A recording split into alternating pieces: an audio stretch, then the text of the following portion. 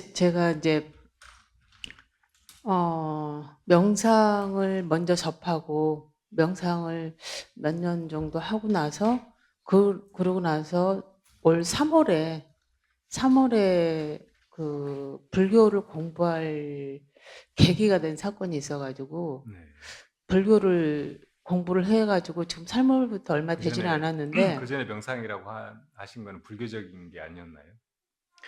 제가 그냥 한 거였어요. 어, 그냥 새벽에 일어나서 하고 네. 계속 그거에 대해서 생각하고 이제 그 전에 저한테 이제 안 좋은 일이 있었었죠. 어, 그래서 거기서 벗어나기 위해서 그런 방편으로 이제 그것들을 하다가 불교를 접할 기회가 있어가지고 불교를 굉장히 나름대로 열심히 공부를 했어요. 네.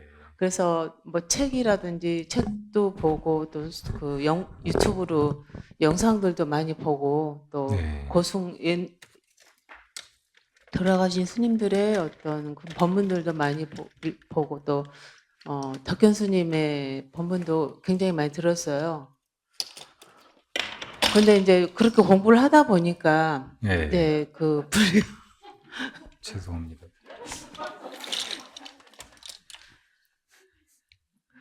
그 마장인 것 같아요. 그 불교를 공부하다 보니까 이제 불교에서 이제 부처님의 가르침이 그거잖아요.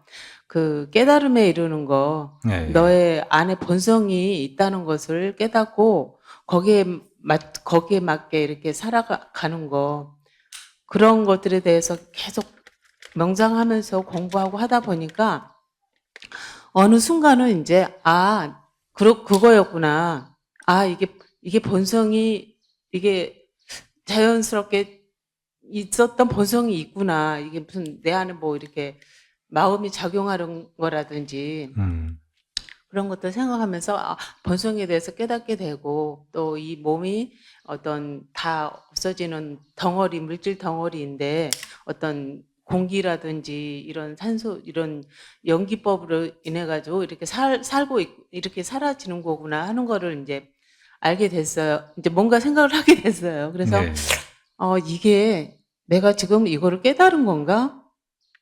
그럼 이게 깨달은 거면 내가 어떻게 살아야 되고 또, 그 후에 수행을 또 어떻게 해야 되는가.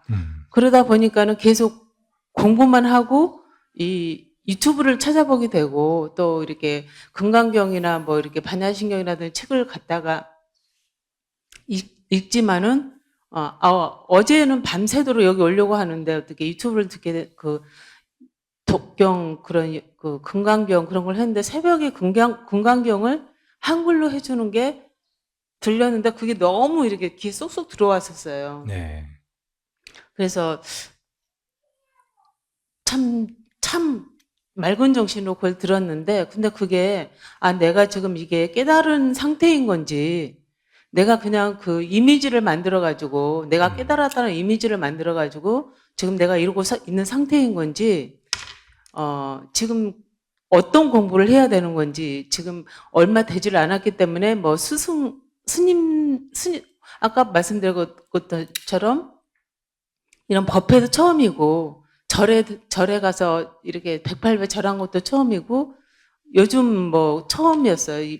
이 불교에 대해서 이렇게 들어온 게. 네. 그런 상태에서 누구에게 물어볼 적이도 없고, 이게 스님들이 말씀하시면은 점검을 한 번씩 받아라. 스승이 그래서 필요하다. 그런 말씀을 하시는데, 어디 가서 그 스승을 찾아야 되는 건지, 스님들한테 가서 그런 것들을 상의를 해야 되는 건지, 아니면은 출가자라도 뭔가 지식이 있고, 불경에 대한 지식이 있고, 좀 알미 있는 사람들한테라도 가서 그런 것들을 같이 얘기하면서 풀어가야 될지 그런 것들이 지금 이게 좀 막혀 있어요.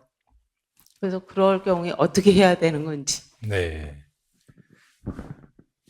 어, 처음에 명상을 시작하셨다고 하셨는데, 그 명상이라는 말이 원래 인도에서 디아나였어요. 디아나. 어, 그리고 이제 그 말이 나중에 불교가 중국으로 전해오면서 촨나 이렇게 선나 이렇게 음차된 거예요. 예, 그랬다가 이제 나자가 어조사처럼 떨어져 나가버리고 선이라고 부르게 된 거예요. 그러니까 우리가 참선한다 이렇게 하는 것이 사실은 이제 어, 부처님께서 디아나 명상이라고 가르치셨던 그것을 하는 것과 본질적으로 다른 건 아니에요. 그리고 모든 그 수행은 대체적으로 깨달음이라고 하는 것을 목표로 한다고. 그 깨달음을 통해서 우리 존재가 바뀔 수 있고 그 전에 뭘 조금씩 알아가던 거하고는 아주 다른 내적인 변화가 일어나서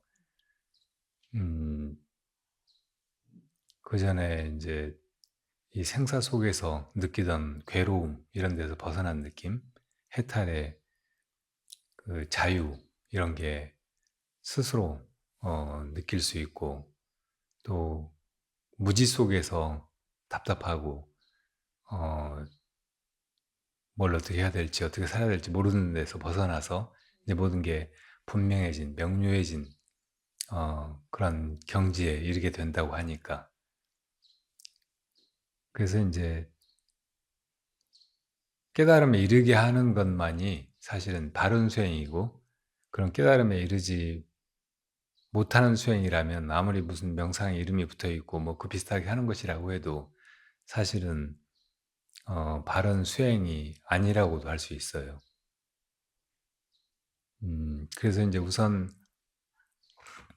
수행을 하려고 하는 사람들은 이 수행법이 깨달음에 이르게 하는 바른 길인가 그것을 잘 살펴야 하고 그래서 안전한 방법은 바른 스승을 찾아가서 그 스승에게서 어떤 식으로 수행을 해나가야 될지 차근차근 배워가지고 그대로 해나가는 거예요. 혼자 그냥 이렇게 하는 것보다.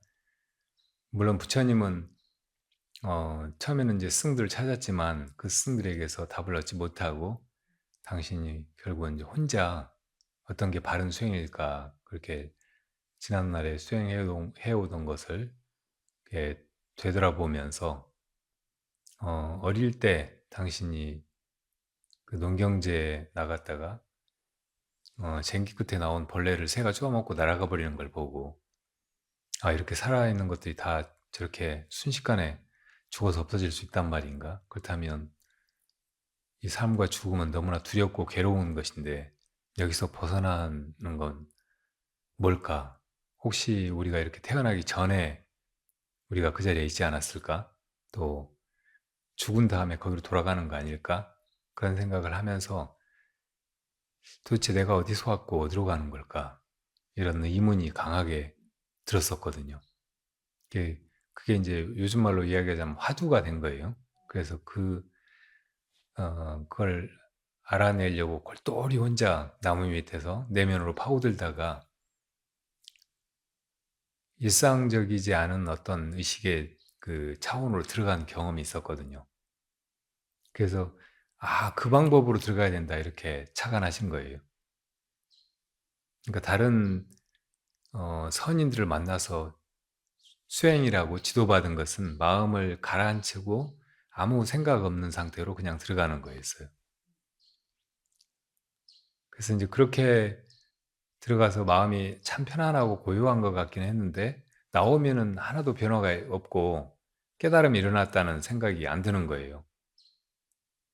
그래서 이제 깨달음에 이르는 길은 뭘까 고민하다가 이제 어릴 때 당신이 어디서 왔다가 어디로 가는 걸까? 내가 분명히 어디선가 왔고 또 어딘가로 갈 텐데 그걸 내가 알아야지 누구한테 이걸 물어서 혹은 딴 데서 찾을 수가 없는 거 아닌가 그런 생각으로 혼자 참고에 들어가던 그 방법을 이제 본격적으로 적용해 보기로 한 거예요. 그리고 보리스 밑에 가서 그렇게 이제 참고하다가 일주일 만에 깨달으신 거라고. 깨닫고 나서는 오도성처럼 지은 노래가 있어요. 수없이 많은 닭업생을 이 집 지은 자를 찾고자 하여 헤매고 헤매었나니 그 모든 과정이 다 괴로움이었어라. 이제 드디어 이 집 지은 자를 찾았으니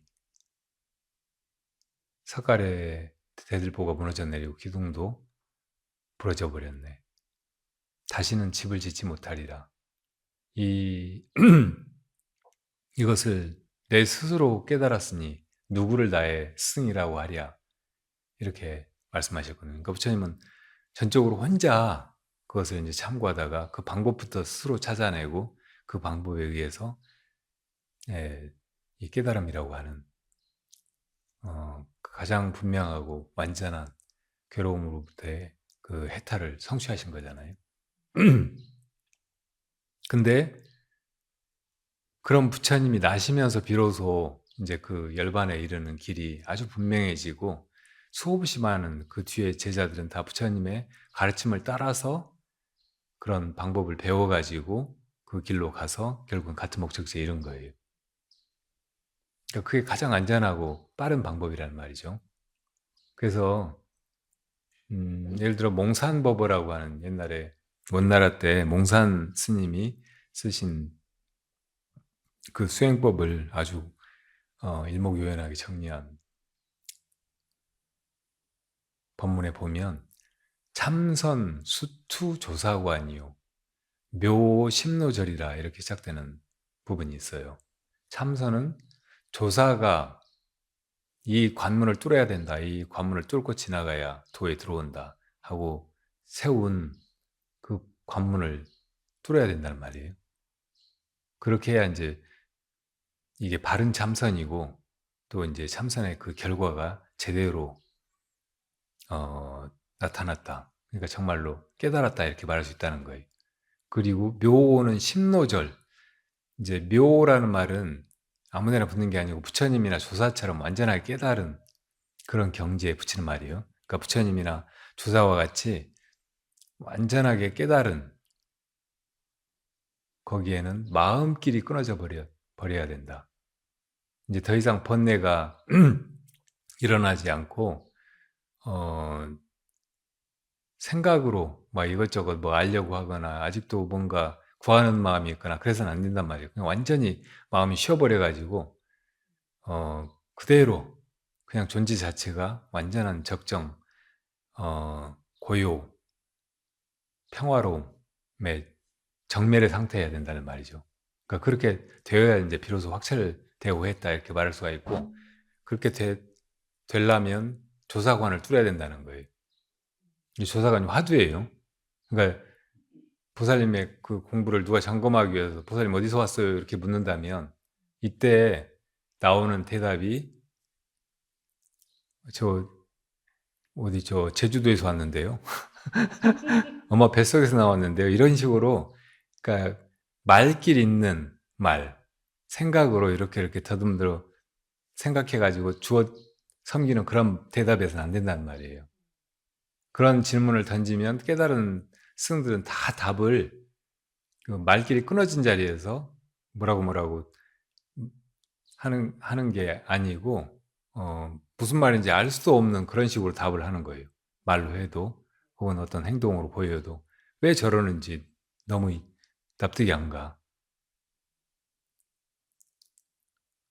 그러니까 이제 지금 보살님이 부처님의 그 가르침을 공부하다가 참선을 해야 되겠다고 느끼고 막 이렇게 저렇게 해서 이제 여기까지 온 거 이것이 다 좋은 인연이고 길을 잘 찾아온 거예요. 제가 언제 한번 이렇게 조사의 관문을 세워서 보살님 그걸 뚫고 지나가는지 못 지나가는지 볼게요.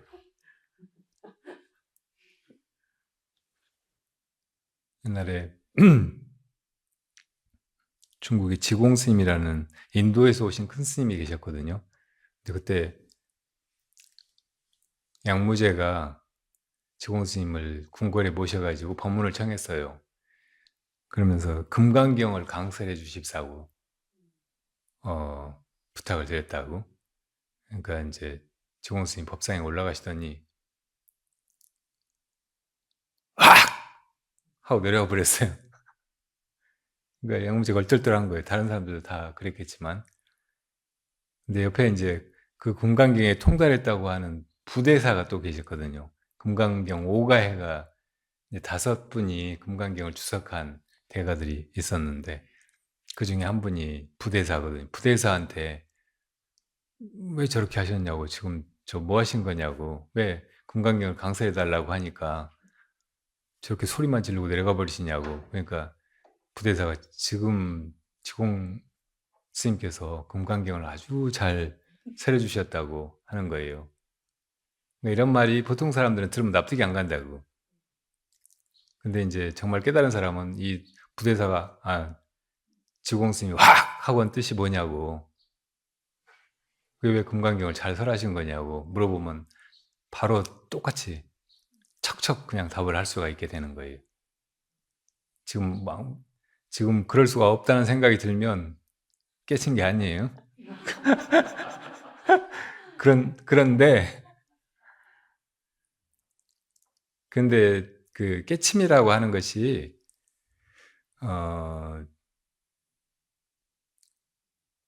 어떤 때는 조금 그 더 폭넓은 의미로 쓰여요. 우리가 살면서도 이렇게 살아서는 안 된다는 걸 깨달았다고 뭐 그렇게 말하기도 하잖아요. 그처럼 이제 그냥 뭐 단순한 지엽적인 어떤 사실을 안 거보다 조금 더 폭넓고 깊이 있는 뭔가 안에 그 이해라든지 알미 확 이렇게 다른 차원으로 열리는 것 같은 그런 경험을 할 때 우리가 깨달았다고 말한다고. 그러니까 그런 차원에서 이야기하자면 보살님이 못 깨달은 건 아니에요. 근데 그 깨달음이 이제 완전하지 않으면 이 조사의 관문을 바로 제시할 때 답을 또 이제 깨달은 사람이 보고 이 사람은 바로 깨달았구나 하고 인정할 만한 그런 답을 못 한다는 말이죠. 그러니까 그러면 거기서 이제 이럴 때 어떻게 대답해야 될까 하고 참고하면 돼. 그게 참고가 저절로 되고 그런 의심이 그냥 일어나니까. 그래서 이제 그 의심만 쭉 따라가면은 그냥 언젠가는 그걸 뚫어버리게 되는 거예요, 자기도. 그러니까 이게 아주 분명하고 훌륭한 그 점검의 수단이고 또 길의 제시예요. 깨달음에 이르는 아주 빠른 길에, 그걸 경절문이라고 한다고. 그 문만 그냥 뚫고 지나가 버리면 끝이에요. 길이 뭐 이렇게 나 있지도 않아. 그렇게 이제 그냥 바로 한 발 딱 들여놓는 것 같이 바로 되는 일인데, 어떻든 그런 이제 옛 공안을 들었을 때 분명치가 않고 왜 이러지? 이게 무슨 뜻이지? 이런 생각이 들면은 아직 그걸 못 들었다는 뜻이고, 그러면 그 궁금증이 이제 자연스럽게 일어나는데 그 궁금증 따라서 계속 이렇게 가다 보면 그게 길 없는 길을 가는 것이고 언젠가는 자기가 그분을 뚫고 안에 들어와 있다는 것을 스스로 확연하게 느끼게 된다는 말이죠. 스님 말씀대로 지금 제가 네. 자꾸 이렇게 질문이 생기는 것 같아요. 음. 질문이 생기고 자꾸 질문이 생기고 하는 게 이렇게 자꾸 부처님이 하나씩 그렇게 뭐가 궁금해서 이거 알아보고 저거 알아보고 그렇게 하려고 하면 안 되고 그게 하나로 모아져야 돼. 그러니까 모아져 가지고 그 질문 끝에 깨달을 수 있어야 돼. 그러려면 그게 옛 조사들이 그 증명해 놓은 그런 조사관이어야 된다고.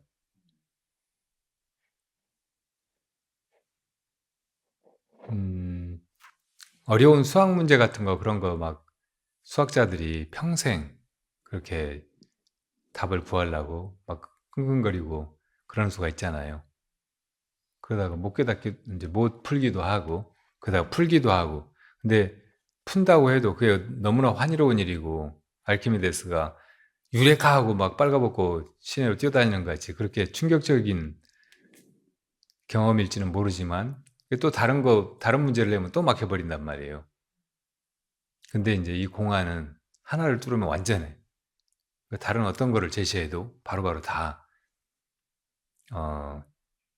그 질문에 딱딱 맞는 그런 답을 할 수 있게 되는 거. 이것이 진정한 깨달음의 특징이라고. 그 불교 수행은 그렇게 돼 있어요. 그래서 모든 다른 수행도 결국은 조사관을 뚫어야 되고 뚫지 못했으면 아직 다 깨친 게 아니에요. 그러니까 소승의 아라한 혹은 보살 몇지의 그런 큰 수행자들이라고 해도 조사의 관문을 들이대면 막혀버리는 수가 많아요. 근데 우리 같은 사람이 그거를 뚫을 수가 네, 있어요. 있을까요? 네, 그 사람이 하는 일이고 수많은 사람들이 옛날에 그렇게 해보였다고요.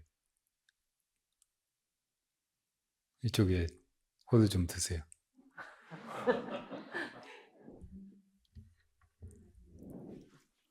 부살님, 음.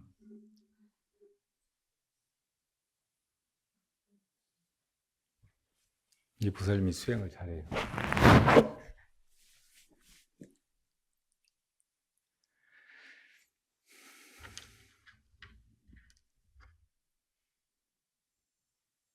자, 다른 질문.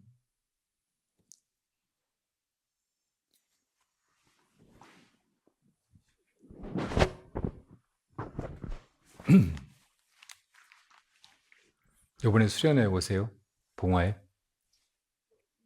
내일, 예. 아까 말씀드렸듯이 예.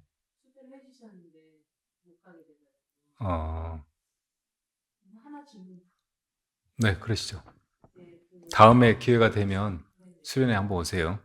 네, 그러더라고요. 네, 제가 이제 부처님에 대해서 자꾸 생각을 하고 공부하고 듣고 하다 보니까 부처님도 이제 인간 사람으로 태어나셨는데 태어나셔가지고 이렇게 수행을 한 끝에 깨달음을 얻으셔가지고 법을 가르치면서 사람처럼 돌아가셨는데 근데 우리가 이렇게 제가 공부를 하다 보니까 이렇게 천상에 올라가서 윤회를 하지 않아도 살아도 되는 뭐 보살들이 인간을 구원하기 위해서 다시 이 세상에 나와가지고 구원을 위해서 다시 태어나고 뭐 그런 구절들이 있더라고요.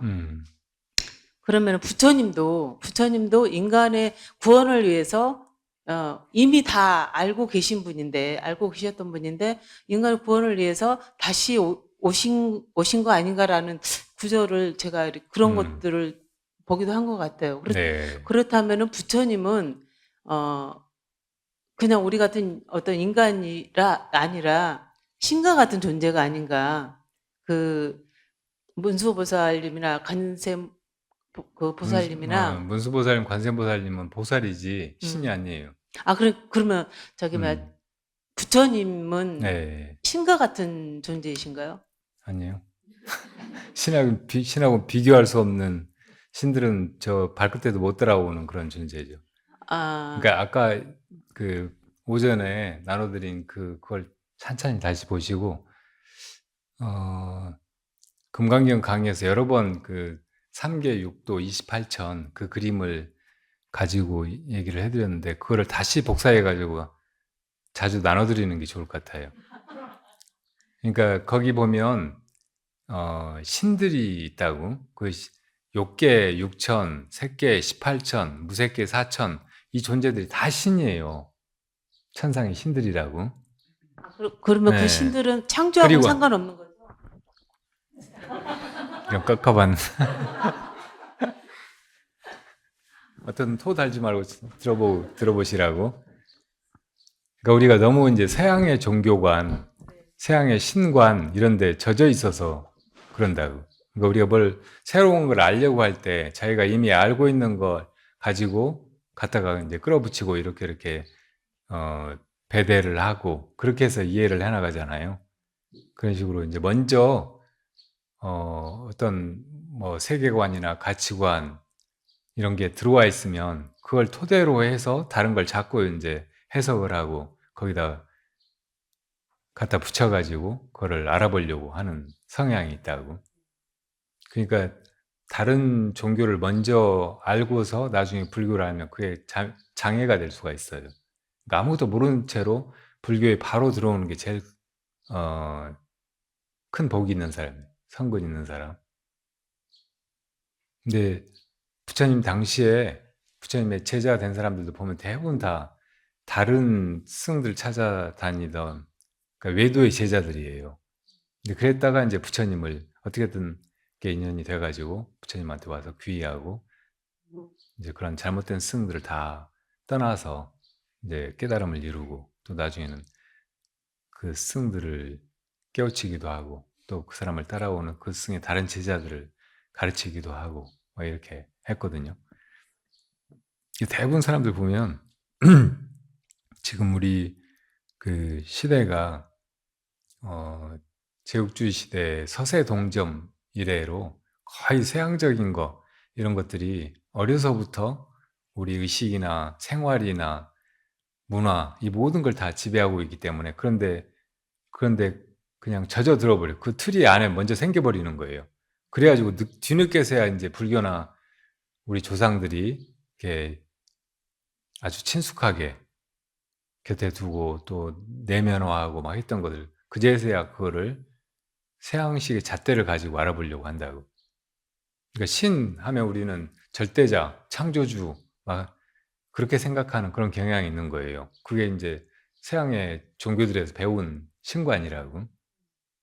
그럼 부처님은 뭐야? 부처님은 사람이지 뭐 이렇게 생각하거나 사람이야 이렇게 보니까 사람이 아닌 것 같아. 그럼 신적인 그런 존재인가 신인가 이렇게 생각을 하기가 쉬운 거예요. 그래서 이제 기독교는 신을 믿는 거고 부처님은 불교는 부처님을 신적인 존재로 신 대신 믿는 거구나 이렇게 이제 생각을 하는 거죠. 근데 이제 불교를 처음부터 배우는 사람은 부처님이 어떤 존재인가 이것을 미리 규정 짓지 않는다고.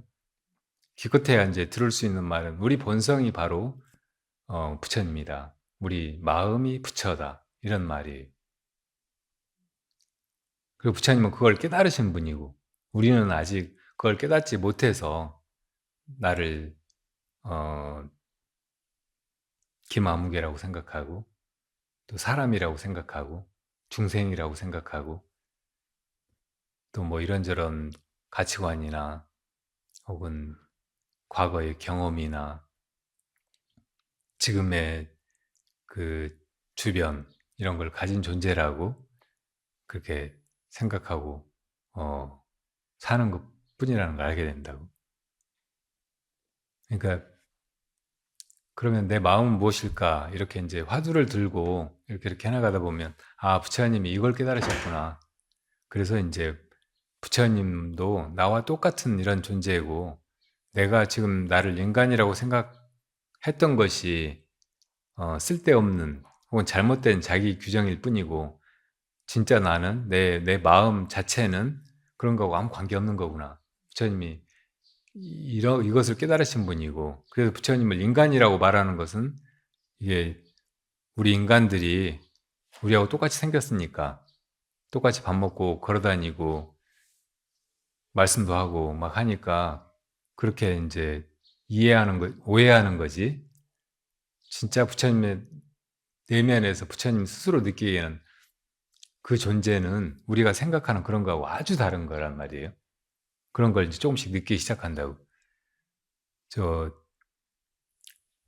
이태조가 무학대사 만나가지고 하루는 이제 무학대사가 되게 좀 뚱뚱하셨던가 봐요. 그러니까 놀리느라고 오늘 대사님을 뵈니까 왠지 돼지 같아 보이시네요. 그러니까 무학대사가 제가 대형을 보니까 대형은 꼭 부처님 같으시다고. 그러니까 약간 머쓱해가지고 왜 저는 대사님 놀렸는데 대사님 저를 그렇게 칭찬하십니까? 그러니까 부처 눈에는 부처만 보이고 돼지 눈에는 돼지만 보이는 거라고 하셨다잖아요.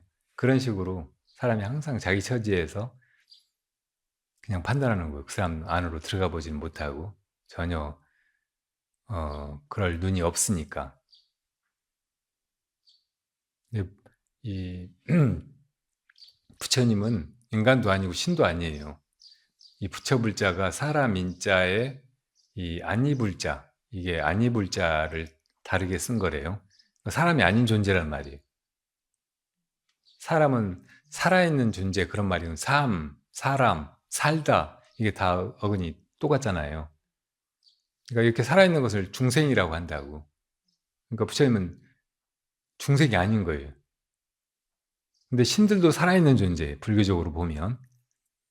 어떻든 한 번 생겨난 것은 반드시 사라질 때가 있어요. 시작된 것은 끝날 때가 있고. 그러니까 신이 영원할 것이다. 이건 사람들의 관념일 뿐이라고. 사람들의 생각, 상상일 뿐이에요.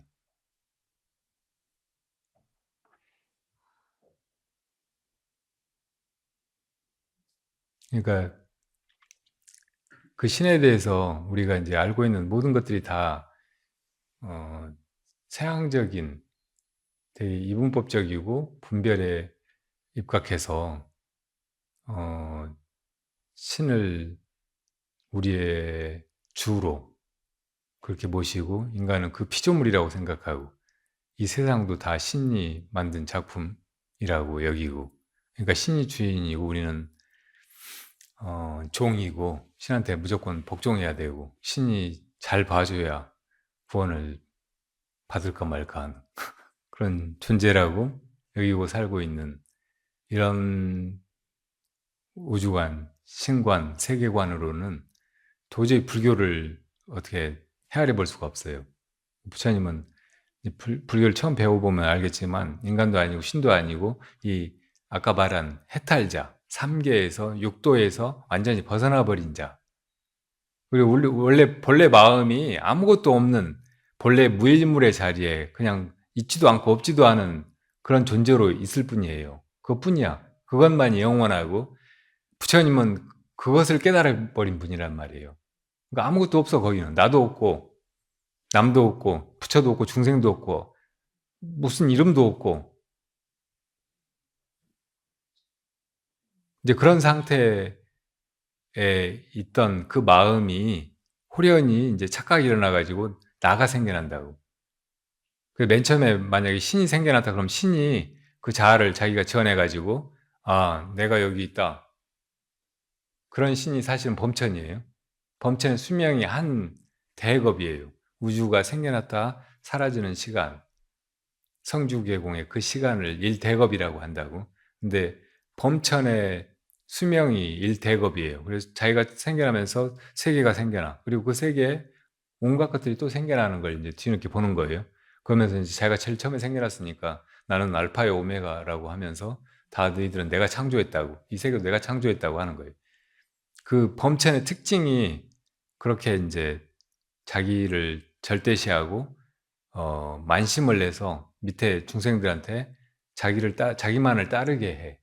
그러니까 모든 창조신이 인도의 그 창조신의 이름은 브라만이에요.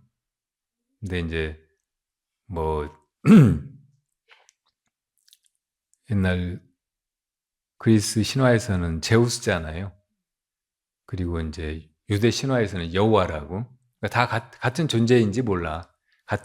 만약에 진짜 그런 존재가 있다면. 그리고 그거를 이제 불교에서는 범천이라고 한 거라고요. 그 범천이 특징이 이제 자기가 수명이 이 우주가 생겨난 때부터 사라질 때까지 그 시간이니까 자기가 그 시간대에 생겨난 모든 중생들 위에 있다고 생각하고 군림하고 자기를 자랑하는 마음, 자기만 따르게 하려고 하는 마음, 그런 게 강하다고. 질투하는 신이에요. 근데 그 위에 신들만 해도 그런 걸 벗어나서 훨씬 더 마음이 순수하고 막 자기를 내세우거나 자기만 따르라고 하거나 자기를 복종하지 않으면 막 다 도륙하거나 막 그러질 않는다고.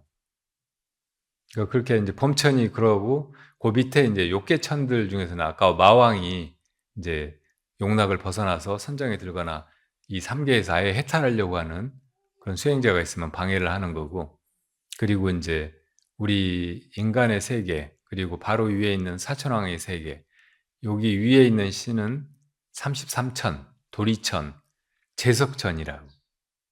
그러니까 이 신이 조금 지배욕이 있어요. 그 밑에 세 개, 이 33천을 다 다스린다고 생각해.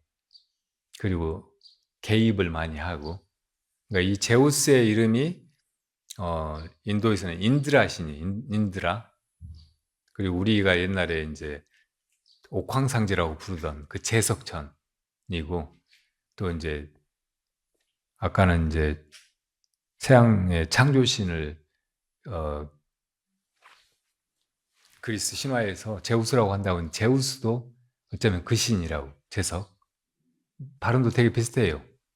그러니까 야훼라고 하는 이 신은 이 제석천하고 범천하고 막 헷갈려요. 왔다 갔다 막 하고. 그리고 그 구약 성경을 잘 보면 신이 한 사람이 아니에요. 유일신 사상은 나중에 만들어진 것이지 여러 부분에서 신들이라고 나와. 그 영어 원본에 보면 Gods, S가 붙어 있어요. 세 사람이 함께 무슨 상수리만 나무 근처에 같이 나타나기도 하고. 이게 어떻게 유일신이야? 한 신이야?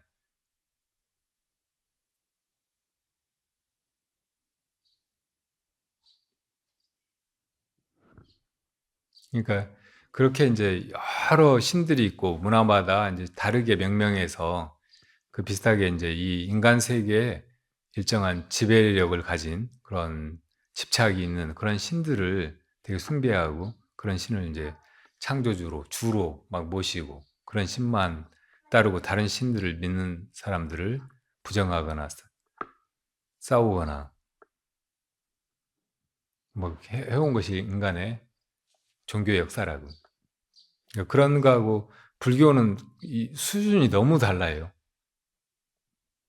불교의 그 부처님 이제 그런 얘기를 잘 안 하시려고 했지만 그런 거를 천천히 찾아보면은 이걸 듣고는 수긍하지 않을 수가 없어. 누구나 들어보면 너무나 이게 딱딱 맞는 거예요. 그리고 그런 눈으로 다른 종교들도 보면은 다 보여. 그러니까 높은 산에 올라서 낮은 데를 굽어보는 것 같이. 아, 저래서 저런 종교들에서 저렇게 이야기하고 저렇게 막 사람들을 믿으라고 하고 안 믿으면 막 그냥 저주하고 또 서로 막 싸우고 그러는구나. 그리고 이게 인간을 정말로 구원하는 것이 아니로구나. 그래서 저런 교리들을 교묘하게 또 조작해가지고 저렇게 많은 사이비 종교가 생겨나고 수없이 많은 놈들이 저렇게 또 우려먹고 또 우려먹고 하면서 사람들 다 패가망신시키고 세상을 혹세무민하게 하는구나. 그렇게 느끼게 된다고. 그러니까 처음에 이제 불법에, 바른 법에, 정법에 인연이 있는 것이 정말 중요하다. 그리고 인연이 있으면 빨리 거기로 들어와 가지고 이거를 그냥 교리로 이해하거나 아는 것으로 능사를 삼지 말고 이걸 깨달아야 돼. 부처님과 같은 그런 안목을 내가 내 눈으로 확인해야 돼. 그런 다음에 이제 뭐 부처님의 말씀이라든지 혹은 다른 종교의 교리라든지 이런 걸 그 눈으로 볼 수 있어야 돼. 그래야 이제 의욕이 없고 다른 사람들한테도 바르게 쓸데없는 것에 이리저리 그냥 천착하거나 삿된 것들에 휘말려서 인생을 다 낭비하지 않고 바른 길로 들어와서 깨달음의 길로 함께 나아가게 도와줄 수가 있다고요.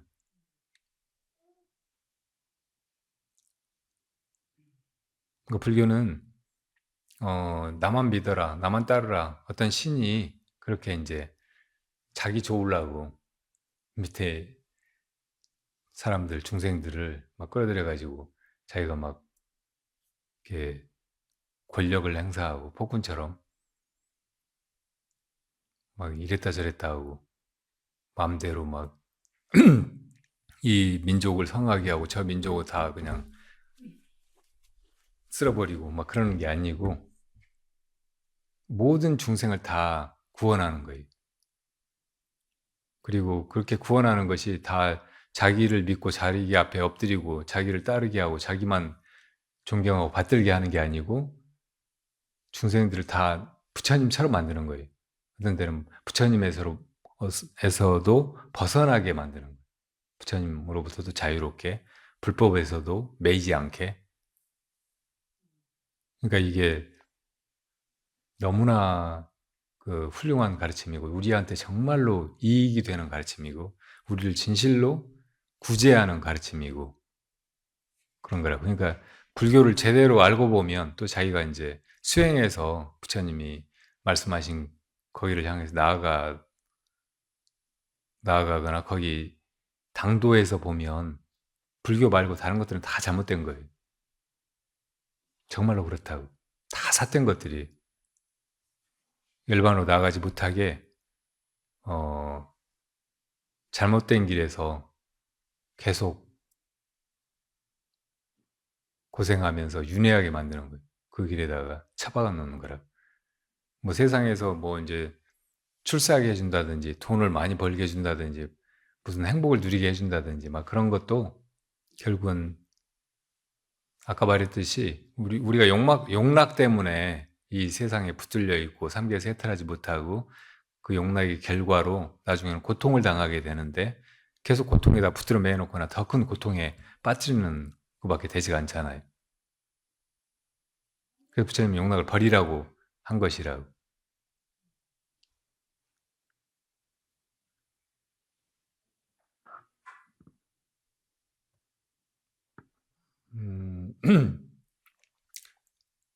신을 믿는 종교인들이 불교 뭐 그걸 왜 믿어? 부처님은 사람인데 뭐 불교 믿어봐야 뭐 좋을 게 뭐가 있어? 불교 믿는 나라 다 가난하고 뭐 불교 믿어봐야 뭐 고기도 못 먹고 산속에 들어가가지고 무용지물로 그냥 썩다 말고 그런 걸 뭐하러 믿어? 막 이렇게 쉽게 얘기한다고.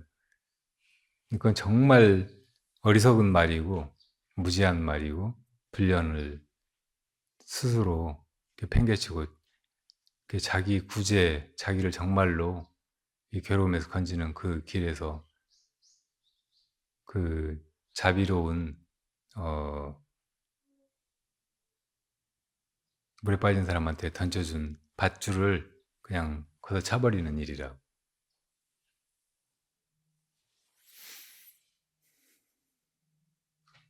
석가모니 부처님은 부처의 몸이 세 가지가 있거든요. 법신, 보신, 화신이에요. 그러니까 부처님은 사실은 그 인간의 몸 이걸 가지고 있을 때도 있지만 이걸 벗어나도 그 본래 마음, 깨달은 그 본래 마음 이것뿐이니까 어디로 없어지거나 달라지는 것이 전혀 아니거든요.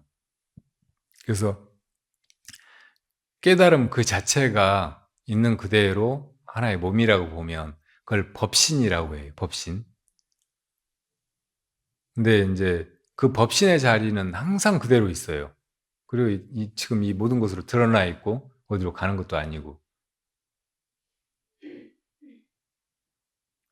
근데 이제 보이지도 않고 드러나지도 않고 어디에나 다 있다는데도 확인도 하기 어렵고 막 한 이 법신을 사람들이 믿을 수 없고 또 그렇게 되려고 그걸 깨달으려고 길을 나서지도 않고 그러니까 이제 이 중생들에게 인간의 몸을 하고 나오는 부처님이 있다고. 그 법신이 중생들의 이 괴로움에 감응해서 그 괴로움을 건지기 위해서 몸을 낮추는 거예요.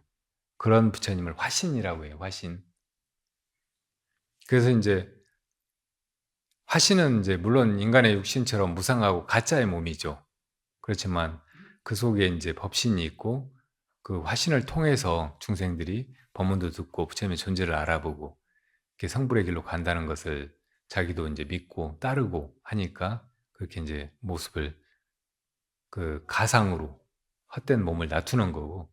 그래서 이제 석가모니 부처님 같은 분이 화신불이고 화신불의 그 생애는 그 역시 쇼 같은 것이에요. 그냥 그렇게 짐짓해 보이는 거예요. 그러니까 부처님 못 깨달아가지고 인간으로 태어나가지고 뭐 고뇌하다가 출가해가지고 뭐 또 수행을 하고 그래가지고 언제 깨달아서 비로소 부처가 되고 비로소 중생한테 그 열반의 길을 가르쳐 보이고 하는 게 아니고 태어나는 것부터 다 정해가지고 중생을 교화하기 위해서 그렇게 그냥 낮추는 것이라고. 꿈을 알고 일부러 꾸는 사람 같이. 그래서 부처님이 그냥 인간이었다 이렇게 말할 수가 없는 거예요. 부처님은 그래서 이제 그 화연하신 거고 태어나신 것이 아니라고. 인간은 이제 태어난단 말은 태에서 났다는 말이라고. 사람은 짐승들 같이 엄마의 태 속에 있다가 자궁에서 태어나잖아요. 태에서 났다. 그래서 태어났다고 한다고. 그러니까 부처님이 탄생하셨다. 이렇게 말하면 그건 태어났다는 말이에요. 그러니까 석가탄신일 옛날에 그렇게 불렀는데 그게 맞는 말이 아니야. 그래서 이제 그럼 그렇게 인간처럼 태어난 것이 아니고 중생을 교화하러 이렇게 이 세계에 화연하신 거라면 이걸 그냥 쉬운 말로 부처님 오신 날 이렇게 하면 되지 않을까 해서 이제 부처님 오신 날이라고 부른다고. 근데 이렇게 부르면 너무 이제 쉬운 말이긴 한데 뭐해? 사람도 다 어딘가에서 왔잖아요. 그러니까 우리가 태어난 날이 우리가 저 어디 있다가 온 날이잖아. 부처님이랑 우리랑 뭐가 달라? 그래서 그걸 조금 더 분명하게 하기 위해서 저는 이제 부처님이 화연하신 날 이런 뜻으로 불현절이라고 부르자고 한 거예요. 아무도 뭐 종단에서는 내 말 안 듣지만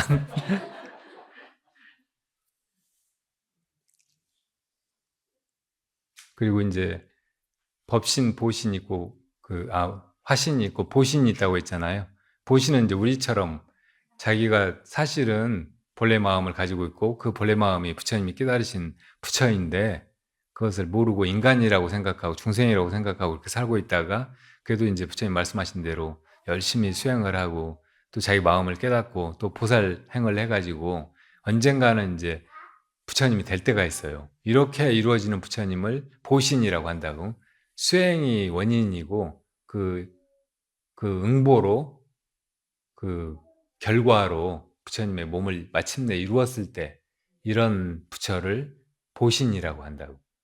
대표적인 예가 아미타 부처님이에요. 그러니까 우리가 자기가 중생이라고 생각한다면 만약에 부처님의 그 말씀이 맞다면 언젠가는 우리도 성불 할 거 아니에요. 그때 이제 내가 이루게 될 부처가 보신이라고.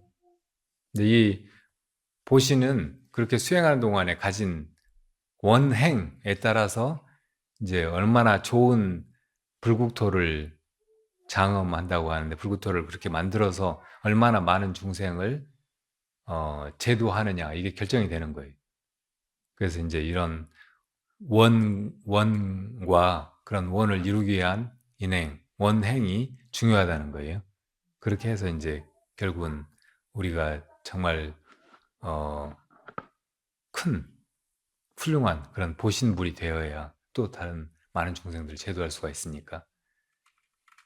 석가모니 부처님은 화신으로 나타나가지고 이 우주 법계가 이 지금 우리가 살아가는 세계, 이 세계 이름은 사바세계예요. 사바세계 말고 또 어마어마하게 많은 세계가 중중무진으로 펼쳐져 있다고. 근데 그런 세계들 중에서는 아미타 부처님의 세계도 있고, 뭐 아척 부처님의 세계도 있고, 수없이 많은 이제 다른 법계에 다른 부처님이 계시고, 그러니까 모든 이 나타난 세계는 다 사실은 부처님의 세계예요. 불국토라고.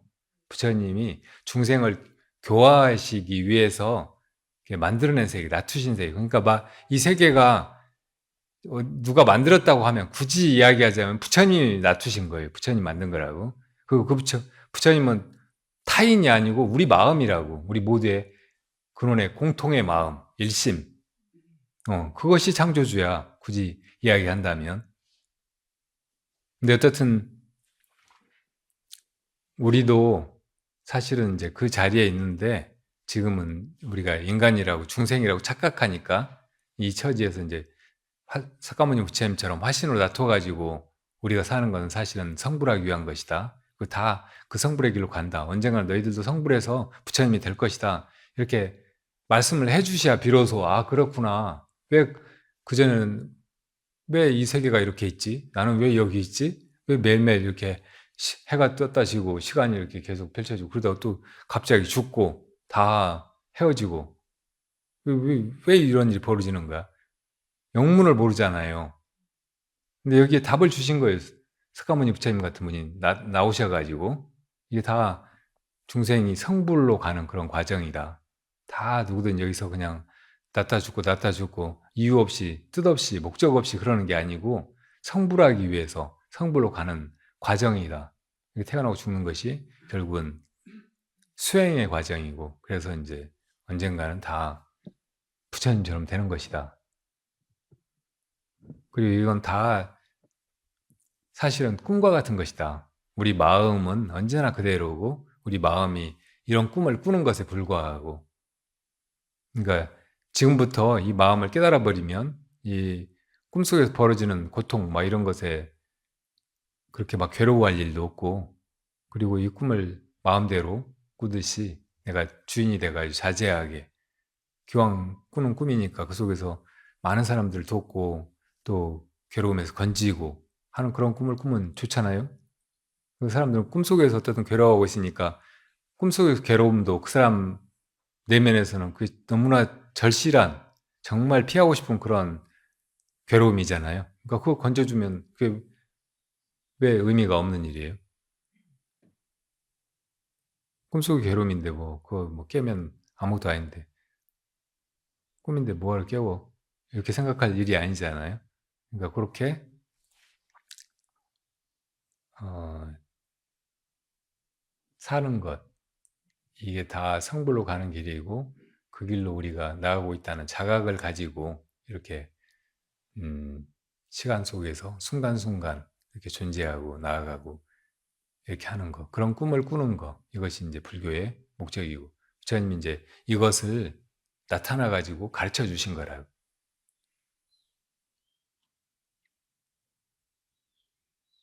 그안 가르쳐 주셨으면 중생이 그걸 알까요? 무슨 뭐 대단한 성인이 나오고 뭐 무슨 종교가 나오고 막 이러지 한다고 해도 그런 걸 가르쳐 줄 사람 꿈에도 없어요.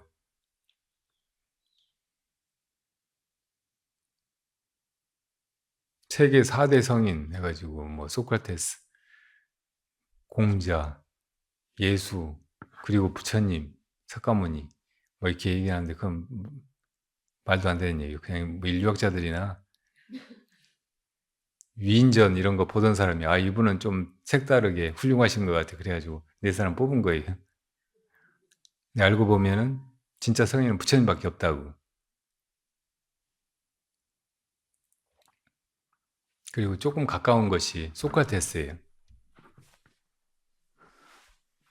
실질적으로는 예수님도 이제 그런 깨달음에 가까운 그런 체험을 어, 하신 분 같고, 그리고 학자들이 연구해서 가끔 주장하듯이 예수가 그 갈릴리에서 태어나가지고 나중에 인도로 갔다가 티벳까지 가서 불교를 배우고 불교 수행을 하고, 그래서 이제 깨달은 바가 있었는데 그걸 갖다가 이제 유대에 가가지고 다시 사람들한테 가르치려고 하니까 이게 누가 알아들을 수 있을 것 같지가 않은 거예요. 그러니까 이제 막 이렇게 그 거기에 있는 용어들에다가 갖다 붙인 거지. 열반, 천국, 부처, 하나님. 우리가 불자라고 하잖아요. 우리가 불자라는 말을 우리는 또 하나님의 아들이다 이런 식으로. 그러니까 누구든지 다 자아에 매여가지고 다 이기적으로 그렇게 사는데 이 자아를 버리고 자아를 자기 십자가에다가 매달아 버리고 사랑을 위해서, 그러니까 다른 원수라고 해도 다 사랑하는 마음으로 그렇게 살아가면 그게 천국이다. 이렇게 이제 얘기를 했던 건데 이 어리석은 사람들이 그걸 또 다 이제 낡은 풀에 담아가지고 술을 버려버린 거예요. 율신 사상으로 만들고 삼위일체 어쩌고 하면서 막 이렇게 교리화해가지고 그런 거하고 다른 주장을 하면 다 마녀사냥으로 그냥 화양시키고, 과학이 발전하면서 정말 누가 봐도 뻔한 그런 지식들을 막 드러내고 쌓아가고 하는데 그냥 혼자 옛날 걸 가지고 막 우주가 뭐 하나님 만들었고 막 천지를 창조해서 이 나중에 심판하면 이제 하늘의 별들이 반이 땅 위에 떨어지고 하늘이 또 막 하나님 나라가 임해가지고 안 믿는 사람들 다 지옥의 불구덩이에 던져지고 믿는 사람만 구원을 받아가지고 하늘로 간다. 뭐 땅에 천년 왕국이 임한다. 막 이렇게 저렇게 막 하면서 그 조금씩만 뒤틀면 이제 막 통일교, 순복음교회, 뭐 신천지, 또 정광훈, 이만희, 정명석 이런 놈들이 줄줄이 기어 나와가지고 이렇게 멀쩡한 사람들 다 병신 쪼다 만드는 거예요. 아이고, 그러니까 그런 폐해를 생각하면 예수가 진짜 잘못한 거예요. 제대로 깨달은 사람이 아니야. 세수를 험프대에다 담아가지고 안 될 것 같으면 붓지 말아야지. 한 사람이라도 말귀를 알아들을 것 같은 사람이 있으면 그럴 때 바르게 이제 불교를 풀고 있는 그대로 전하고 그래가지고 정말 해탈의 길로 나아가게 그렇게 해야지. 그냥 뭐 고기 잡던 사람, 뭐 장사하던 사람 막 이런 사람들 불러다가 12제자라고 하면서 막 그렇게.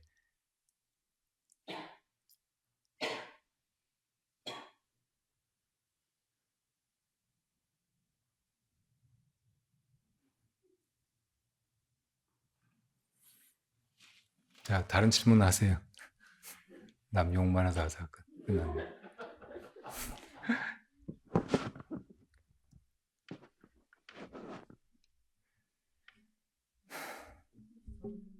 네.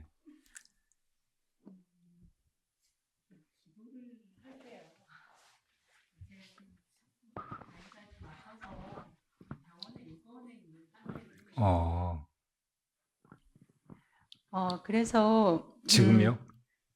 네. 어, 아이가 올해 28인데 작년 11월 말에 뇌경색으로 쓰러졌어요. 그래요? 그래서 근데 아이가 이제는 저기 그 남자인데 네. 간호학과를 다녀요. 그래서 다행히 이제는 그 병원에 실습하다가 이제는 쓰러져가지고 병원에서 저는 경동맥이 막혀가지고 이제는 그래서 바로 이제는 뭐 시술을 했는데 이제는 뇌에 이제 되게 심하게 이제는 경동맥이 막혀서 이제 뇌 산소 공급이 안 된 거예요. 그래서 이제는 왼쪽 뇌가 손상을 입어가지고 오른쪽이 마비가 왔어요. 그래서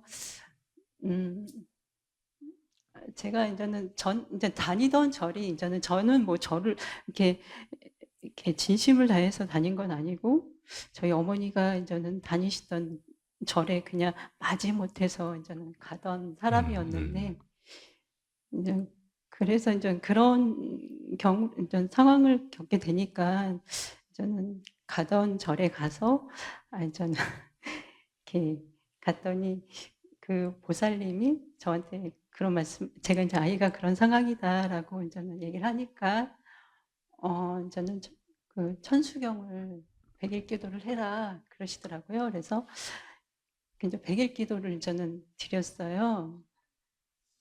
근데 그런데도 불구하고 이제 천수경을 외울 때 왜 이렇게 잡생각이 많고 기도에 집중을 못하는 거예요. 그래서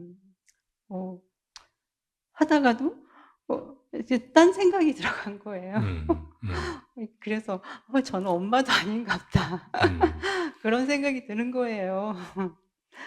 어떻게 하면 그런 생각 없이 기도에 집중을 할 수 있을지 여쭤봅니다. 네. 우리가 다 마음을 가지고 있는데 그 마음을 깨닫지 못해서 중생이라고 했잖아요. 마음을 깨닫지 못해서 자기 마음을 자기가 어떻게 하질 못해요. 마음의 주인이 아니에요. 마음을 자기가 주재하지 못해. 그래서 마음이 업달아서 흘러가는 대로 거기 이제 끌려간다고. 그래서 막 무슨 생각이 일어나고 막 이러지 않는데 생각 안 했으면 좋겠는데 생각이 멈춰지지 않는 거. 이건 거의 대부분 사람들한테 자연스러운 현상이 다 그래. 그러니까 우선 이제 수행이 이 본래 마음을 깨닫는 것이고, 그렇게 깨닫기 위해서 마음을 고요히 해야 된다는 거예요. 이건 분명한 사실이에요. 마음을 고요히 하는 거를 선정을 닦는다 이렇게도 말해요. 그래서 참선한다 이 말은 어떻게 보면 이렇게 선정을 닦는다 그 말이에요.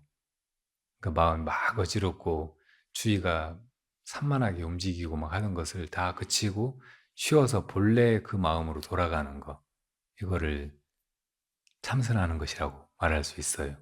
그렇게 참선을 해가지고 깨달아 버려야 그 마음의 주인이 되고 이제 자기가 마음을 다룰 수가 있게 된다고. 쓸데없는 생각하지 말아야지 하면 안 할 수 있고, 어디에 집중해야지 하면 딱 그것만 할 수 있고, 이렇게 된단 말이에요. 그러니까 그렇게 해가지 않으면 뭐 보통 사람의 마음은 아무리 단단하게 마음을 먹고 또 상황이나 경우가 지금 그럴 상황이 아닌데도 이상한 생각이 막 일어나고 그거 가지고 또 막 고통스러워하고 아무리 안 하려고 해도 되지가 않고 막 그러는 거예요.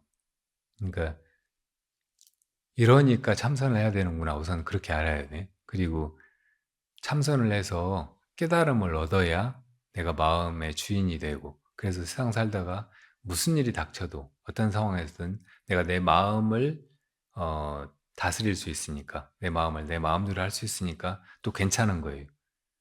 내가 죽는다든지 뭐 가족이 죽는다든지 누가 아프다든지 주변에 그런 불행한 일이 벌어져도 그때 사실은 내가 내 마음만 잘 챙기고 내 마음이 괜찮고 또 그때 그 상황을 어떻게 타개해 가야 되는지 분명히 안다면 뭐 걱정할 것이 없거든요. 그리고 그게 할 수 있는 최대한이고, 그러니까 이런 계기에 내가 내 마음을 닦아야겠구나, 참선해야 되겠구나, 그래서 깨달아야겠구나, 이렇게 마음먹는 게 좋아요. 그렇게 해야 나중에 또 벌어질지 모르는, 반드시 또 언젠가는 벌어질 그런 이제 불행들에 내가 대처할 만한 힘을 지니게 되는 거라고. 목마르기 전에 샘을 파라, 그런 말 많이 들어봤잖아요. 그러니까 이렇게 돌아다니다가 이제 목말라가지고 그제서야 어디 샘을 찾으면은 뭐 땅속에 어디든 파고 들어가면 안에 물이 있다는 건 아무리 분명한 사실이라고 해도 그제서야 파가지고 물 한 방울이라도 먹을 수가 없어요. 미리 파줘야 된다고. 언젠가는 내가 목마르리라는 걸 안다면은 조금이라도 지혜가 있으면 지금 목 안 마를 때 물을 파두는 거예요. 그래야 이제 나중에 물을 찾아가지고 그 물이 또 이제 깨끗하게 가라앉아서 이제 맑은 물만 솟아오를 때 그 물을 떠서 마시고 목마름을 해결할 수가 있잖아요.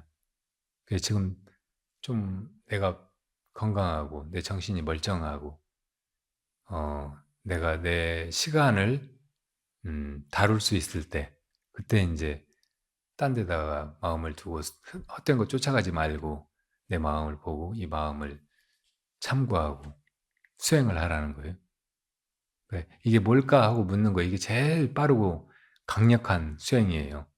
그러니까 뭐 그런 천수경을 하기로 했는데 갑자기 딴 생각이 난다 그럴 때, 아이씨, 왜 천수경만 하기로 했는데 이런 생각이 왜 떠오르는 거야 하고, 이 생각 안 나려면 어떻게 해야 되지 막 이렇게 고민하지 말고 지금 이 생각을 뭐가 하는가 그냥 묻기만 하는 거예요. 묻기만 하면 그 순간에 그냥 마음이 깨끗해지는 거예요. 그리고 본래 마음으로 돌아가. 그런 망상하고 아무 관계없는 그 마음. 그리고 그런 망상을 제어하고 안 일어나게 할 수 있는 자기 마음, 자기가 주인 된 그 마음, 이것이 이제 드러난단 말이에요. 그러니까 언제나 자기 마음을 돌아보고 자기 마음이 뭘 하는가 이거를 주목해야 돼. 자기 주의를 거기로 돌려야 돼. 언제나 마음을 보고 마음이 지금 뭐 하고 있는가 이걸 먼저 알아차려야 된다고. 그리고 그 다음에 중요한 거는 거기에 따라가지 말고 무엇이 이러고 있는가 이렇게 물으라는 말이에요. 무엇이 지금 이 상황을 대하고 있는가, 혹은 이 상황을 어떻게 하려고 하고 있는가, 혹은 뭐 그런 상황을 보고 또 일으켰는가, 이렇게 물으라는 말이에요. 언제든지 보면 사실은 이 모든 걸 다 자기 마음이 하고 있는 거예요. 자기 마음이 보고 있거나 듣고 있거나 생각하고 있거나 말하고 있거나 뭐 몸뚱이를 움직이고 있거나 다 마음이 하는 거잖아요. 근데 그거를 겉으로 이 드러난 것만 보지 말고 거기 팔리지 말고 마음이 그렇게 하고 있다는 것에 일단 관심을 돌리키라고 주의를. 그래가지고 마음이 이렇게 하고 있구나 이렇게 알아차리는 데서 그치지 말고 이 마음이 뭐길래 또 이렇게 할까, 무엇이 이렇게 할까, 그 마음을 내가 안다고 생각하지 말고 사실은 자기가 자기 마음을 모르고 있다고. 무엇인가 그렇게 했잖아요. 무엇인가 그 생각을 했잖아요. 그러니까 무엇이 이렇게 했는가 하고 물으라는 말이에요. 제가 많아서 그런 일이 벌어졌다는 생각이 자꾸 드는 설령 그렇다고 해도 그러니까 정말 그랬을지 모르죠. 모든 일이 다 이제 인과대로 벌어진다면 어떻든 보살님은 그럴 만한 인연이 있어서 그런 아들로 데리고 살게 된 거고, 또 아들이 이제 지난 생애나 지난 세월에 그럴 만한 업이 있어서 그 결과로 지금 이런 일이 닥친 거란 말이에요. 그렇다고 하더라도 지금 이 상황을 무엇이 직면하고 있는가? 내가 직면하고 있다. 내 마음이 직면하고 있다. 그렇게 결론 내려버리지 말고 일단 관심을 거기로 돌이켜 지금 이걸 대하고 있는 이게 뭐냐? 무엇이 또 지금 그런 생각이 났다. 이게 내가 과거에 뭔가 잘못을 해가지고 이런가 보다 이런 생각이 났다고 해도 지금 이 생각은 그럼 뭐가 하고 있느냐? 이렇게 물으라는 말이에요. 그렇게 해서 답을 당장 얻으라는 게 아니고 그렇게 묻는 상태로 있을 때 내 마음이 어떤가를 봐. 그러면은 그전과 완전히 다르게 훨씬 명료하고 깨끗하고 편안하고 고요하고 그런 상태에 있다는 걸 조금씩 느끼게 된다고. 그러니까 이렇게 화두를 드는 것은 답을 그냥 지금 당장 찾아오라고 하는 게 아니고 그 상태로 들어가 버리게 하려고 던진 질문이야.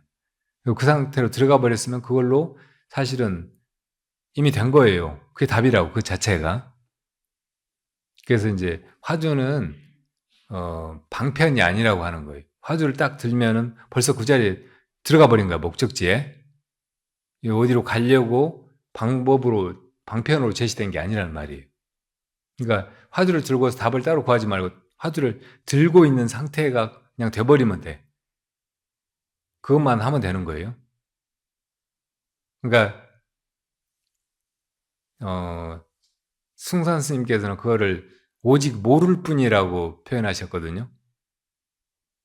근데 아무것도 모르는 상태, 그 상태는 정말 편안하고 깨끗하고 아무 일도 없는 상태라고, 좋은 상태예요. 근데 대표적인 우리 마음의 그런 상태가 잠들었을 때라고. 잠잘 때 아무것도 모르잖아요. 뭐 아들이 뭐 어디 아픈지, 아들이 있는지 없는지, 내가 있는지 없는지 아무것도 모르잖아요. 그때 아무 문제도 없잖아요. 그러니까 그렇게 이제 아무것도 모를 뿐인 상태, 이 상태가 편안하고 좋은 상태인데 만약에 그 상태에서도 이 자각이 없으면은 그건 그냥 아무것도 아니에요. 그러다가 그냥 깨어나면 또 마찬가지라고. 근데 그 상태에 자각이 있어야 그걸 무기가 아니고 이제 진짜 부처님 마음, 그러니까 고요함과 깨어있음이 같이 있는 마음이라고 말해요. 성성적적한 마음. 그러니까 그냥 모를 뿐인 상태가 그냥 모르고 있는 상태가 아니고 질문이 있는데 답이 안 나오는 상태예요. 그러니까 더 정확하게 얘기하면 오직 물을 뿐인 마음, 질문만 있는 마음, 화두에 의심만 있는 마음. 그게 바로 이제 부처님 마음이고 우리가 어디 도달하려고 한다면 그 도달하려고 하는 그 목표점이라고. 그러니까 그 상태로 돼버렸으면 거기서 그대로 있어야지 또 뭘 구하면 안 돼. 대부분 근데 화두를 던져놓고 답을 막 찾는다고. 그러면서 이 의심은 잊어버려. 그 뭔가 답답하다. 답을 못 구해가지고 너무 그냥 안타깝다. 그런 목마른 느낌, 기갈의 느낌, 막 이런 데 빠지면 안 된다는 말이에요. 그러니까 오직 물을 뿐인 그 마음에는 그런 기갈이나 따로 어떤 답이나 목표를 구하는 마음 이런 게 없어요. 그냥 물을 뿐인 상태라고. 거기로 바로 들어가는 거 이걸 자꾸 해봐가지고 요령을 터득해야 돼. 그러면 그것이 다 알아서 한다고. 이 상황도 알아서 하고 얘한테 어떻게 해줘야 되는지 여기도 이것에 대해서 다 알아서 하고 얘가 지금 그런 상태에 있는 거 이것이 애한테 불행인지 행복인지 그것도 나는 사실은 몰라요. 근데 내가 그냥 생각으로 이건 병이다, 문제다, 얘가 정말 안 좋은 상태가 돼버렸다 이렇게 생각할 뿐인 거지. 그러니까 내 마음의 문제, 내가 그렇게 생각하는 것이 문제인 것이지 얘가 그렇게 된 것이 이 자체가 불행이고 나쁜 것만이 아닌 거란 말이에요. 그 인연 따라 벌어진 일이니까 인연이 지나면 또 괜찮아져. 그러니까 이 생에서는 그냥 그렇게 안 낫고 그렇게 있다가 그냥 그렇게 죽을 수도 있단 말이에요. 그래도 죽고 나면 그 과보가 이제 사라졌으면 다음 생에는 또 안 그런 몸으로 태어나는 거예요. 태어나자마자 또 그렇게 반신불수고 그런 게 아니고 그러니까 그런 모든 안 좋은 상태, 병적인 상태 이런 것도 다 지나가 버리고 무상한 것이니까 그건 그 나름대로 또 이미 있어서 벌어진 일이니까 그걸 어떻게 하려고 하지 마요. 그게 제일 좋은 기도야. 근데 그걸 막 무조건 나으려고 하면 그러다 그렇게 했다가 나오면 좋겠죠. 근데 안 낫는 경우가 엄청 많거든요. 과보로 닥쳐버린 일은 어떻게 할 수가 없어. 그 어느 시점에서 나았다고 하더라도 그 전에 아팠던 거 이건 회복이 되는 게 아니잖아요. 그러니까 그렇게 이미 벌어져 버린 거 이건 돌이킬 수가 없는 거예요. 근데 어쨌든 이거를 계기로 해서 뭐 이런 거하고 아무 관계없는 우리 본래 어 언제나 그대로 편안하고 완전하고 자유롭고 맑고 깨끗하고 죄업에 물들지 않은 그 마음 이걸 회복하는 일을 지금 당장 시작하는 것이 좋다면 그게 사실은 유일하게 해야 될 일이야. 그걸 찾는 거 이게 이제 제일 좋은 기도라는 말이에요. 그렇게 하다가 애가 낫지 않아도 정말 그건 보람 있고 의미 있는 일인 거예요. 그리고 그게 애한테도 제일 잘해주는 일. 얘를 막 어떻게 해보려고 막 붙들고 그냥 막 울고 불고 막 옆에다 놔두고 막 어떻게 해보려고 여기저기 찾아다니고 막 이렇게 하는 거 그게 꼭 좋은 일일까? 그건 정말 고통스럽고 애한테도 별로 의미도 없는 일이고 나도 너무 내 인생 자체가 불행에 빠져버리는 그런 비극이 될 수도 있는 거예요. 그러니까 그런 거 하지 말고 그냥 지금 이 상황을 무엇이 돼가고 있는가 이렇게 화두만 들고 이 목고라고 하죠. 그러니까 그렇게 하고 해봐. 좀 해보면은 뭐 1시간이라도 그렇게 그 마음만 가지고 딱 있어보면 그 1시간 동안 내 마음이 어땠는가 그 전에 마음하고 비교해보면 이게 정말로 좋은 상태고 또 이 마음 때문에 이 아들한테도 정말 좋은 영향이 간다는 거 최선의 그 방책이 된다는 거 이것을 스스로 느낄 수가 있다고. 세상의 모든 다른 문제들도 다 그런 식으로 해결해 가는 것이 제일 좋아요. 그러니까 그렇게 이제 닥쳐오는 불행이라든지 안 좋은 상황도 내가 그거를 내 마음 수행하는 일로 돌이켜가지고 그렇게 해가면 그 벌어진 일 자체가 그냥 불행이기만 한 게 아니고 나를 도와준 정말 좋은 승과 같은 그런 일을 하는 거예요. 그리고 이제 이렇게 본질적으로 이야기하자면 아들의 마음은 언제나 그대로 있어요. 그렇게 뭐 반신물수가 된다든지 뇌경색으로 이제 한쪽 뇌가 망가진다든지 해도 그거하고 아무 관계가 없다고. 요즘에 과학자들이 뭐 뇌과학 뭐 이런 식으로 하면서 뇌가 뭐 사람의 마음을 낳는 그 근원인 것처럼 그러니까 뇌가 뭐 있으면 사람 마음이 있고 뇌가 사라지면 마음이 없는 것처럼 이렇게 얘기하고 막 뭐 그 뇌를 연구해가지고 그래서 마음을 알아가는 것처럼 막 그렇게 얘기하는데 완전히 반대되는 그런 그 증거 사례들도 너무 많거든요. 어떤 사람은 수학을 엄청 잘하고 천재라는 얘기를 듣고 20몇 살까지 살았어요. 그런데 어느 날 머리가 아파가지고 병원에 가서 뇌 촬영을 해봤더니 뇌가 없어. 물속, 충수액인가 그 물만 있는 거예요. 뇌 속에가. 해골바위 속에가. 근데 그 사람이 어떻게 수학을 그렇게 잘하고 멀쩡하게 정상 이상으로 그렇게 생활을 25까지 했을까? 뇌가 그렇게 한 것이 아니라는 말이에요. 우리 마음은 어떤 때는 뇌에서 작용하기도 하지만 많은 경우에는 뇌에 있지도 않아요. 자기 마음 어디가 있어? 자기 마음 두는 데 있고 자기 마음 있는 데 있지. 뇌 속에 있는 것이 아니라고. 어떤 때는 장 속에 있어요. 차라리 어떤 의사들이 장이 제2의 뇌라고 막 그러다가 마음 상태가 어떤가에 따라서 장이 그렇게 많이 다르고 장 상태가 어떤가에 따라서 마음도 다르고 그래서 제2의 뇌라고 했는데 나중에 알아보면 알아볼수록 제2의 뇌라기보다는 제1의 뇌라는 거예요. 장 건강이 진짜 중요하고 장이 어떤 상태인가가 그 사람의 의식의 정신의 모든 상태, 활동을 지배한다는 거죠. 그렇게 막 갖다 붙이기로 하면 이 마음이 여기 있는가 저기 있는가 되게 헷갈린다고. 어쨌든 뇌의 활동으로만 마음이 있는 것이 아니라는 건 아주 분명하다고. 그러니까 사람이 이제 죽었다. 그 뇌사 상태에 빠져버렸다. 뇌파가 더 이상 아무것도 안 나와요. 그러면 우리는 없어져 버렸을까? 아니라고. 뇌에서 벗어나가지고 그 상황을 다 보고 있을 수도 있고 또 거기서 다른 사람을 만나고 뭐 이런저런 걸 경험하고 그런 걸 하고 있어요. 우리 마음이 뇌하고 아무 관계없이 여기는 화장해가지고 이제 뇌가 다 타서 없어져 버렸는데도 그렇게 한단 말이에요. 그러니까 우리 마음이 뇌가 아니야. 뇌 활동으로 벌어진 것이 전혀 아니란 말이에요. 근데 과학자들은 집요하게 제일 원래 과학이 이제 자연과학에서 출발했잖아요. 우리 자연계, 이 시공간 속에서 벌어지는 모든 현상 이런 것의 인과관계를 규명하려고 출발한 것이 과학이니까 뭐 그런 이제 접근 방법 이런 거를 다 적용하는 거예요. 사람의 마음에게까지.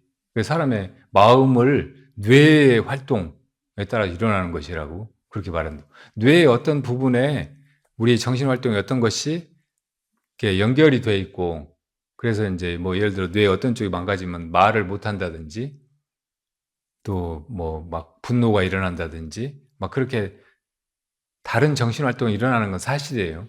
근데 그렇게 이제 긴밀하게 영향을 주고받고 있고 연결돼 있고 그렇다는 건 사실인데 이것이 완전히 없어져 버리거나 이 분리가 일어나도 뇌가 여전히 활동하고 존재하고 만약에 한다면 이것은 뇌하고 일치해 있거나 뇌하고 같은 것이라고 말할 수가 없다고. 이건 따로 있는 거, 독립적인 것이에요. 근데 우리가 나가 하나의 자의식이고 여러 가지 정신활동을 하는데 이게 이 몸 안에 들어와가지고 할 때는 내가 이 몸이다라고 생각하고 몸이 그렇게 한다고 착각하잖아요. 그런 것처럼 과학자들은 이제 뇌가 그런 쪽으로 다 여기저기 연결되어 있다는 걸 느끼고서 뇌가 그렇게 뭐 한다고 생각을 한다고. 근데 뇌 꺼내보라고. 그 뭐 두부하고 비슷한 거라요. 그게 뭘 우리같이 이렇게 이런저런 정말 오묘하고 복잡하고 여러 차원을 넘나드는 이런 정신활동을 그 두부 덩어리가 어떻게 하겠냐고.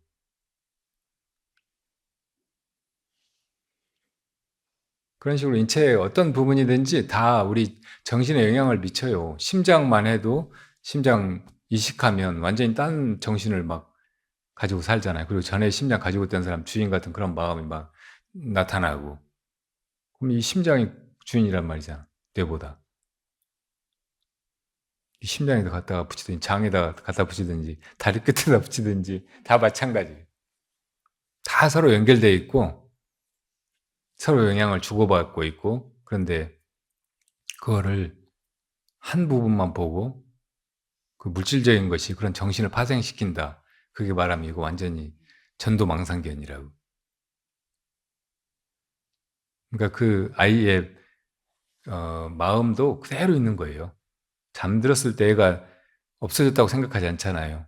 아무것도 의식하지 못하고 있어도 엄마가 애가 편하게 자면 뭐 아무렇지도 않게 좋아한다고.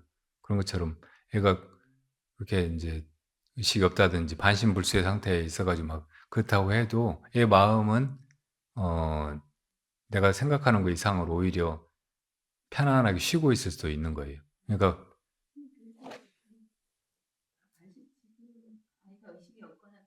음.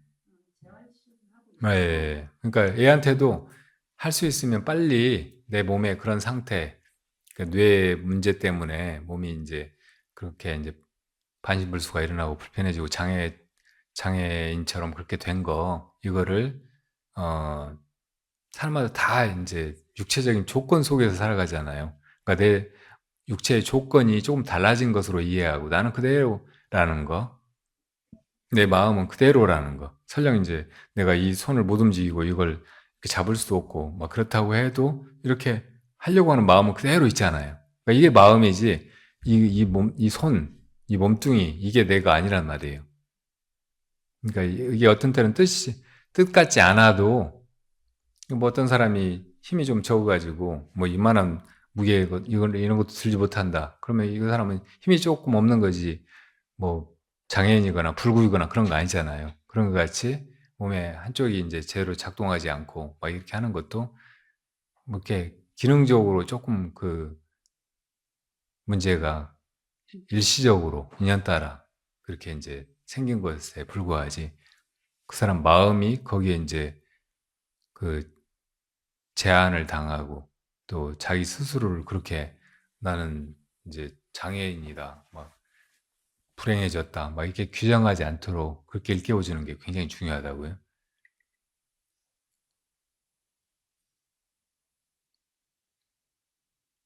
저번에 미국에서 어떤 엄마가 그 어려서 이 다리 쪽에 무슨 협착증이 일어나가지고 걷는 것이 굉장히 불편하게 이렇게 된 아들을 데리고 왔어요. 근데 뭐 이것저것 잘하고 학교 졸업하고 취직도 해가지고 이렇게 하는 일을 좋아하고 잘 사는데 걔가 이제 그런 병을 알아가지고 그렇게 사는 것이 엄마로서는 너무 안타깝고 그래서 이제 우리 버파림을 알아가지고 걔를 버파림에 인연을 지어주면 좋겠다 해서 데리고 왔더라고요. 그래서 이제 독참도 하고 수행을 가르쳤더니 되게 잘해요, 의욕적으로. 그러니까 자기 몸이 그러니까 어떻게 보면 인생의 괴로움, 이 육신의 존재에 대해서 먼저 그런 자각이 일어나서 그런 것에 끄달리고 그것만 능사로 알고 평생 그렇게 건강하게 철모르게 막 이렇게 산 것보다 훨씬 영혼은 원숙하게 되고 또 해탈의 길을 구하게 되고 그래서 그런 길이 딱 주어졌을 때 아주 잘 해나갈 수 있는 거거든요. 보살님에도 나중에 인연이 되면 한번 법화림에 같이 오시든지 그렇게 해보세요. 네. 그러니까 부처님 법은 모든 중생의 모든 고통을 다 해결하는 거예요. 그리고 그런 고통을 해결하는 것이 의사가 어디 치료해가지고 안 아프게 하듯이 그렇게 하는 게 아니고 아파도 괜찮게 하는 거라고. 그 아픔이 오는 거는 인과에 따라서 과거에 내가 그럴 만한 원인을 심었으면 내가 받아들여야 돼. 근데 그거를 그냥 거부하거나 혹은 막 치료하려고 안절부절 하는 게 아니고 그냥 그대로 받아들이고 그리고 거기서 초연하면 되는 거라고. 그럼 아파도 괜찮은 거예요. 그리고 우리가 이제 어디 아프다고 생각하잖아요. 내가 아프다, 내 몸이 아프다, 허리가 아프다 이렇게 생각을 하는데 허리한테 물어봐. 너 아프니? 몸뚱이한테 물어봐. 너 아프니? 나의 자의식한테 물어봐요. 너 아프니? 아무도 아픈 놈이 없어. 진짜 아픈 놈이 뭔가 이렇게 물어보면 그렇게 아프다고 느낀 놈은 사실은 아프지 않아요. 그게 아픔에서 벗어나는 길이라고. 그렇게 벗어나 버려야 진짜 고통에서 자유로워지는 거예요. 고통이 뭐 어딜 치료한다든지 조건을 바꿔가지고 일시적으로 사라졌다 그러면 나중에 그런 조건이 또 주어지면 또 아파요. 몸을 뭐 이런저런 데를 치료하고 막 건강하게 만들고 이렇게 관리를 해간다는 것이 그게 되게 불완전하고 끝이 없는 길이라고. 건강해지려고 막 길 쓰고 막 뛰고 먹고 막 이렇게 하는 것이 그냥 투병하는 거예요. 투병하다가 죽는 거예요. 실패하고. 그렇게 하지 말고 아파도 괜찮게 되는 것이 지금 즉각적으로 너무 쉽게 너무 확실하게 아파도 괜찮으면 괜찮은 거 아니에요? 그렇게 나가는 것이 좋단 말이에요. 나도 그렇고 내 가족들도 그렇고 내가 사랑하는 모든 이웃들도 그렇고 또 내가 증오하는 놈들도 그렇고 시간이 너무 많이 지났어요. 또 질문 있으세요? 예. 그럼 그렇게 살자고요. 예.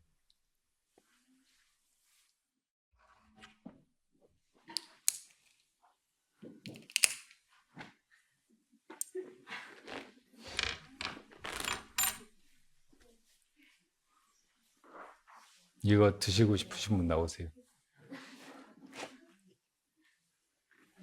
아.